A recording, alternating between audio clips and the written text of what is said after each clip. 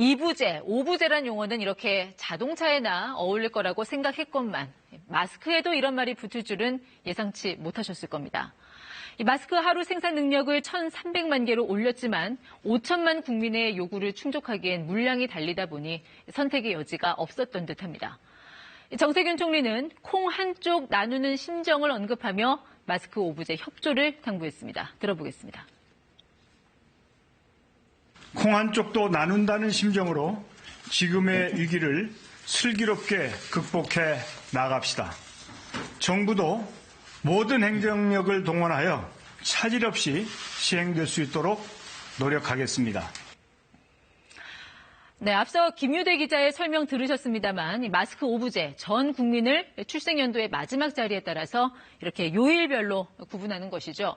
얼핏 단순해 보여도 내 요일 놓치면 어떻게 되는지, 거동이 불편한 부모님, 또 신분증 없는 자녀들은 어찌해야 할지 등등 경우의 수들이 많습니다.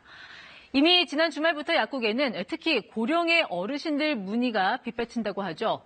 주민등록번호 출생연도 뒷자리에 따라 살 수 있는 날짜가 다르다는 이 약사의 설명에 주민등록번호가 진짜 생일과 달라서 뭔지 모른다라는 분부터 주민등록증 앞부분이 다 바래져서 숫자를 확인할 수 없다는 손님도 있었다고 합니다.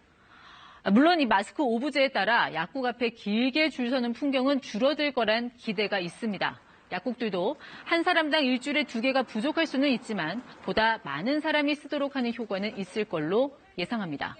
관건은 이걸 어떻게 일일이 설명할 수 있을지, 그리고 약국의 다른 업무는 얼마나 지장을 받을지입니다. 실제 요즘 약국에서는 약 조제할 시간이 없다는 하소연이 나올 정도라고 하죠. 정부가 연일 쏟아내는 마스크 정책 따라가기에 바쁘다는 겁니다. 이 업무가 실제 어떻길래 이런 하소연이 나오는 걸까? 자, 이 마스크 배포와 재고는 건강보험 심사평가원에서 모두 관리합니다. 지난 6일부터는 이 중복 구매를 막으라는 지침에 따라 약사들은 공적 마스크를 팔려면 고객의 주민등록번호를 모두 확인해서 일일이 입력을 해야 합니다. 약국마다 하루 250장씩 배부가 되니까 이 125명분의 구매 정보를 확인해야 하는 겁니다. 특히 약사 혼자 운영하는 소형 약국은 부담이 클 수밖에 없습니다.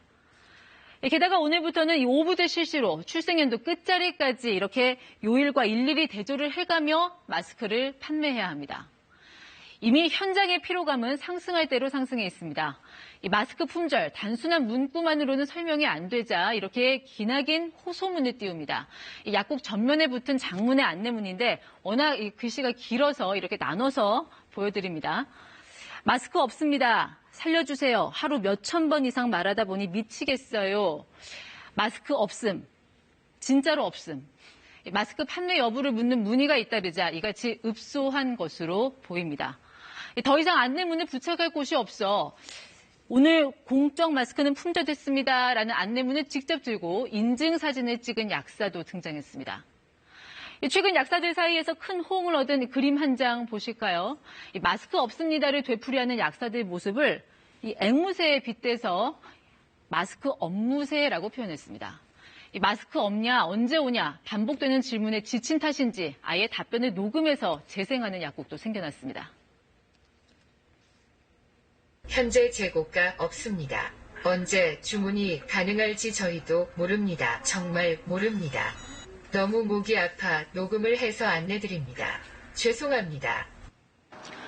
자, 오늘부터 마스크 5부제 실시에 들어간다 해도 현재 국내 수급 분위기상 이 약국 저 약국 다니는 발품 탈기, 그러니까 체력을 꽤 소모해가며 구매를 시도하는 상황이 바로 없어지진 않을 걸로 보입니다. 정부는 기저귀나 물티슈 만드는 공정을 마스크 필터 공정으로 돌리게 하고 수입선을 다변화해 국내 생산을 꾸준히 늘리겠다고 밝혔습니다. 하지만 이 중에서 이 단기간에 실행할 수 있는 건 공정을 전환하는 정도고 새 수입선 개척 같은 건 시간이 걸릴 일로 보입니다. 방역복만 입지 않았을 뿐 누구보다 코로나19 최전선에서 뛰고 있는 약사들, 그들의 고충도 쉽게 끝날 것 같진 않습니다. 친절한 뉴스였습니다.